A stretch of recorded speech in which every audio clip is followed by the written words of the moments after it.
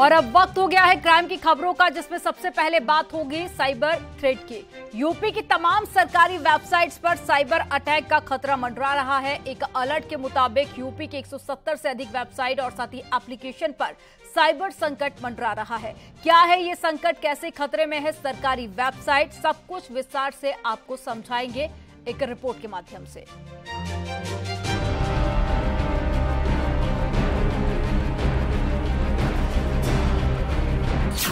UP पर मंडराया cyber संकट। खतरे में यूपी की 170 वेबसाइट।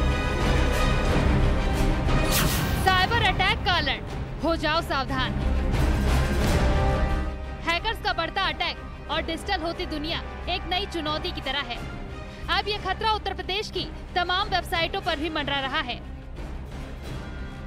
उत्तर प्रदेश के 170 वेबसाइट, पोर्टल, ऐप जो सरकारी विभागों के हैं, उन पर साइबर खतरा बताया गया है। उत्तर प्रदेश के आईटी विभाग ने इस संबंध में सभी विभागों के प्रमुख सचिवों को निर्देश दिए हैं कि अपने विभाग के जो डेटाबेस हैं उसको 30 अगस्त तक सुरक्षित किया जाए, और इसके निर्देश आईटी विभाग ने सभी उत्तर प्रदेश के प्रमुख सचिवों और एसीएस को जारी कर दिए हैं। विभाग इस काम में अब जुट गए हैं। साइबर अटैक के खतरे को देखते हुए यूपी सरकार ने सभी वेबसाइट और पोर्टल को अलर्ट जारी किया है। इस अलर्ट में कहा गया है कि यूपी की 170 से अधिक वेबसाइट, पोर्टल, ऐप पर साइबर अटैक का खतरा है। साइबर अटैक से डेटा लीक होने और ऑनलाइन सेवाएं प्रभावित होने की आशंका है। साइबर खतरे को देखते हुए आईटी विभाग ने सभी विभागों के अपर मुख्य सचिव और प्रमुख सचिव को लेटर भेजा है। दरअसल माइक्रोसॉफ्ट ने SQL 2008 सर्वर का सपोर्ट बंद कर दिया है। SQL 2008 सर्वर पर होस्टेड डेटाबेस को SQL 2019 सर्वर पर शिफ्ट करने का निर्देश, डेटा माइग्रेशन को 30 अगस्त तक पूरा करने का निर्देश दिया गया है।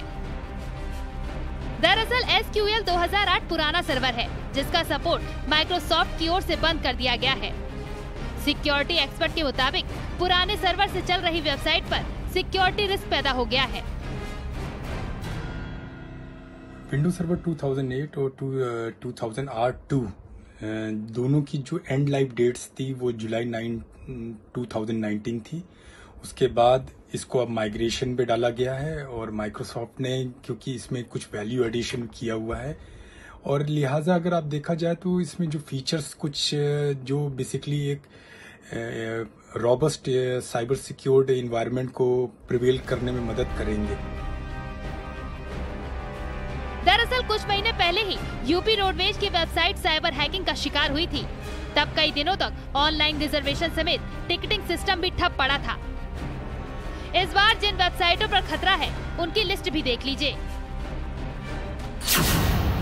यूपी टूरिज्म की वेबसाइट, DGM यूपी की वेबसाइट, वन विभाग की वेबसाइट, यूपी बेसिक शिक्षा परिषद की वेबसाइट, नोएडा अथॉरिटी की वेबसाइट, महिला कल्याण की वेबसाइट।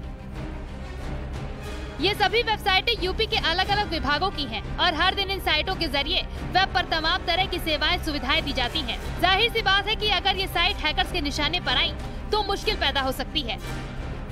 तो ये कई तरह से एक ऐसा एडवांस माइग्रेशन है 2008 से 2019 का, और इसमें जो सर्वर की रॉबस्ट इन्वायरमेंट है वो काफी अच्छी स्ट्रांग हो जाती है। ये ऑर्गेनाइजेशन है जहां पर अगर हम बात करते हैं तो 2008 आज भी प्रिवेल और अच्छे वे में बात कर सकता है, लेकिन जहां क्योंकि माइग्रेशन और लैंग्वेजेस हम लाइनेक्स पे चले गए तो इसलिए एक तरह से कंपल्शन हो गया है, जिसकी वजह से जो ये हमारा थ्रेट्स है साइबर का, ये काफी हद तक इसको मिटिगेट कर सकता है।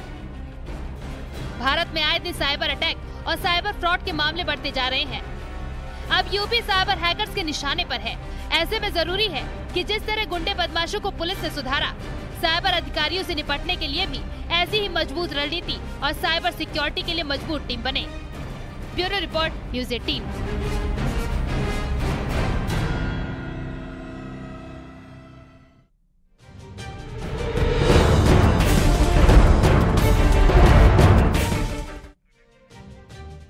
यूपी पुलिस के खौफ से बदमाश दूसरे राज्यों में भागकर अपनी जान बचा रहे हैं, लेकिन बिहार के बदमाशों ने यूपी में अपराध करने की मिस्टेक कर दी।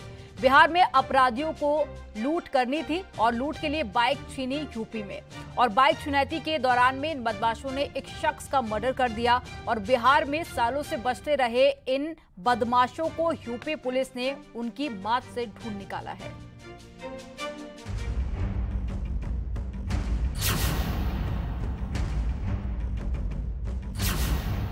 ब्लाइंड मर्डर की सुलझी मिस्ट्री।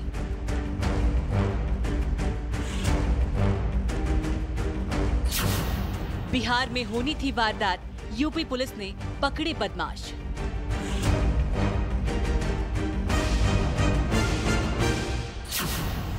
बाइक के लिए मर्डर।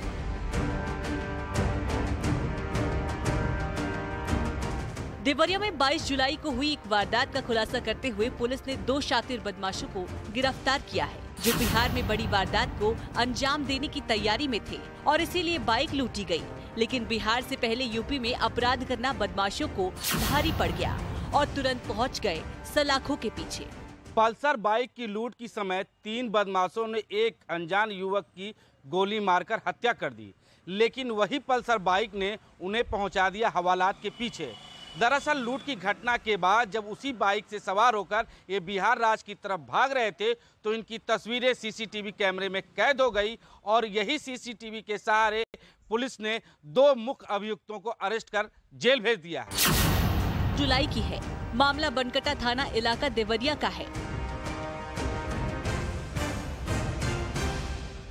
बिहार राज्य के गुठली थाना क्षेत्र के हरपुर के रहने वाले सूरज 22 जुलाई को ससुराल से लौटते समय बनकटा थाना क्षेत्र के अटकही बाजार के निकट गोली मार दी गई। हत्यारोपियों ने मृतक की पल्सर बाइक लूट ली। दिन दहाड़े हुई हत्या और लूट की वारदात से इलाके में हड़कंप मच गया। एसपी संकल्प मिश्रा ने मौके पर पहुंचकर घटना की जानकारी ली थी और पुलिस को आवश्यक निर्देश दिए थे। तभी से पुलिस और एसओजी टीम इस केस के खुलासे में जुटी थी। इस ब्लाइंड केस को एसओजी पुलिस और बनकटा थाना की पुलिस ने सक्सेसफुली हम लोगों ने वर्कआउट कर लिया है। इस पर बिहार राज्य में लगभग आधा दर्जन जो गंभीर धाराओं में मुकदमे कायम हैं, इसको पुलिस द्वारा गिरफ्तार किया गया है। और जो व्यक्ति से एक बाइक जो है वो छीनकर ये लोग ले गए थे, उसकी भी पुलिस द्वारा बरामदगी कर ली गई है। जांच के दौरान कोई क्लू न मिलने पर पुलिस ने अपने मुखबिर तंत्र को एक्टिव कर दिया। पुलिस ने अपनी तफ्तीश आगे बढ़ाई और जिस रास्ते से युवक देवरिया से बिहार जा रहा था, उस घटना स्थल से कई किलोमीटर दूर चौराहे के दर्जनों सीसीटीवी को चेक किया गया। आखिरकार पुलिस जिसके लिए बेताब थी, उस लूटी हुई बाइक की तस्वीर सीसीटीवी कैमरे में कैद हो गई और पुलिस ने इसी तस्वीर को सबूत मानते हुए हत्याकांड का खुलासा कर दिया और हिरासत में लिए गए बदमाशों से पूछताछ के दौरान अपना गुनाह कबूल कर लिया। घटना के पीछे ये जो अपराधी पकड़े गए हैं, ये असल में बिहार में एक लूट की घटना की योजना बना रहे थे और उस लूट की घटना में यूज़ करने के लिए इनको एक मोटरसाइकिल चाहिए थी, जो इन लोगों ने, जो हमारे यहाँ घटना हुई है उसमें ये लोग लेकर गए हैं। उनका इरादा जो अभी तक पूछताछ में निकल के आया है, मर्डर का इरादा नहीं था, मगर जब इन्होंने मोटरसाइकिल जो है लेने का प्रयास किया तो वो व्यक्ति रुका नहीं, तो इन्होंने गोली चला दी जो उसके वाइटल पार्ट पे लगी, तो उसकी मृत्यु हुई। पुलिस के माने तो पकड़े गए हत्यारोपी बिहार राज्य के बड़े अपराधी हैं और दोनों पर बिहार के कई जिलों में आधे दर्जन से ज्यादा मुकदमे दर्ज है। इन बदमाशों का मकसद हत्या नहीं बल्कि बाइक लूटना था और इसी पल्सर बाइक के सहारे वो बिहार राज्य में एक बड़ी घटना को अंजाम देने वाले थे। लेकिन यूपी में अपराध करना इन बदमाशों की भारी भूल साबित हुई और पुलिस ने दोनों बदमाशों को गिरफ्तार कर जेल भेज दिया। Bureau report, news 18।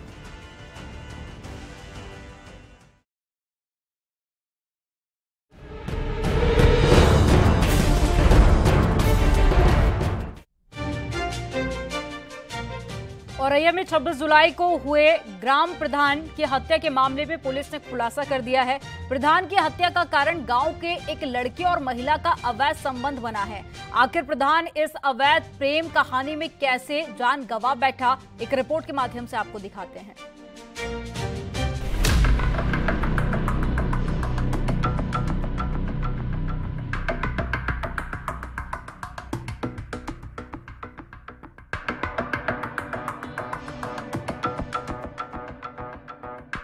अवैध संबंधों का जाल इतना पेचीदा होता है कि इसमें सिर्फ 2 लोग नहीं बल्कि उनके आसपास के लोग भी प्रभावित होते हैं।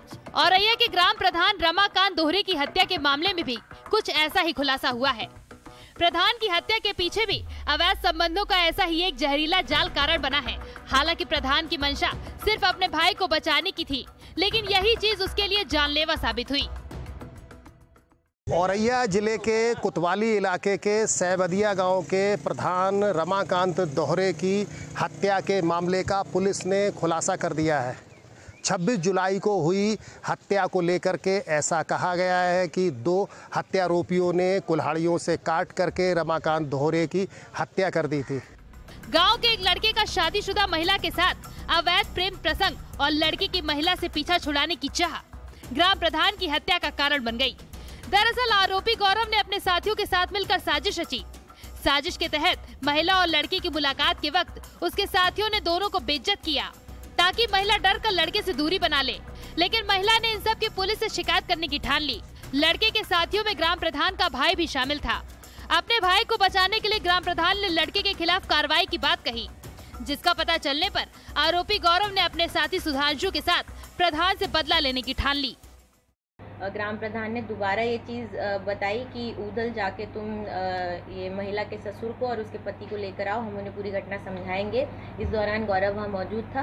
गौरव को बहुत अधिक उसमें गुस्सा आया कि ये मुझे जो है छेड़खानी के मामले में फंसाने जा रहा है, तो वो वहाँ से चला गया और उसके बाद घर से वो अपने लकड़ी काटने की कुल्हाड़ी को अपने पैंट में छुपा कर लेकर आया। इससे पहले ही दिन में इसका प्लान बना लिया था। सुधांशु जो उसका मौसी का लड़का भी है, उसको उसने सिर्फ कहा था कि मुझे इससे बचा लो और मैं पूरा कर लूँगा, सिर्फ मेरा साथ देना।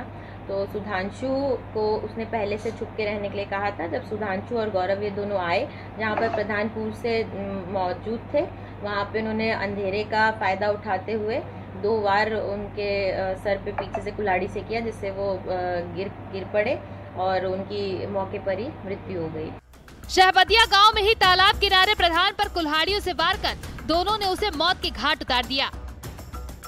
दोनों ही इतने शातिर निकले कि कुल्हाड़ी से वार करते वक्त ग्लव्स का इस्तेमाल किया और फिर प्रधान का फोन, कुल्हाड़ी और ग्लव्स को तालाब में फेंक कर फरार हो गए। हालांकि पुलिस ने मोबाइल सर्विलांस के जरिए पूरे मामले का खुलासा कर दिया। असल में यह बात सामने आई है कि एक महिला से संबंधों के चलते एक पंचायत हो रही थी। उस पंचायत के बाद में हत्या की इस वारदात को अंजाम दिया गया है। मोबाइल सर्विलांस के जरिए इस बात का खुलासा हुआ है कि सुधांशु और गौतम नाम के शख्स ने इस हत्या की वारदात को अंजाम दिया है। कैमरामैन रजत सिंह के साथ दिनेश साग के न्यूज़ 18 औरैया। और चलिए यहाँ पर रुकेंगे एक छोटे से ब्रेक के लिए। आप देखते रहिए न्यूज़ 18।